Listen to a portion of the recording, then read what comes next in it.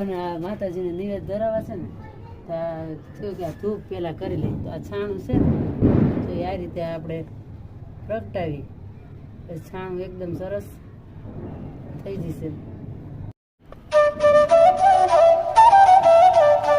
માતાજી જો આજે અમારે છે ને નિવેદ થાય પૂરી અને પુડલા. તો પેલા મેં જો પૂરીનો લોટ બાંધ્યો અને આ બધી જ પૂરી વણી નાખી છે અને તેલ ગરમ મૂક્યું છે. તેલ પણ આવી ગયું છે.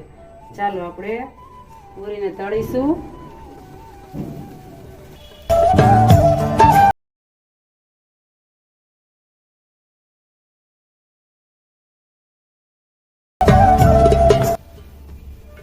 ચાલો ત્યારે હવે તમને પુડલા બતાવું. આ પુડલા કર્યા છે ને એમાં સૌથી છેલ્લો આ સૌથી મોટો પુડલો કર્યો, બાકીના બધા થોડા નાના કર્યા. આ રીતે પુડલા અમારે છે ને તૂટવાનો છે, અખંડ રહેવા જોઈએ. એટલે આટલા પુડલા કર્યા છે અને આટલી પૂરી. તો હવે અમે નૈવેદ જારીશું. ચાલો હવે આપણે માતાજીને નૈવેદ ધરાવીશું. ચાલો હવે અમારે છે ને 9 પુડલા હોય.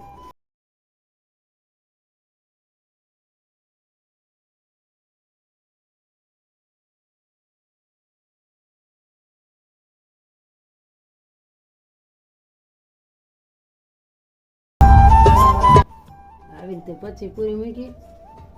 હવે આ પુડલામાંથી થોડોક કટકો બધા પુડલામાં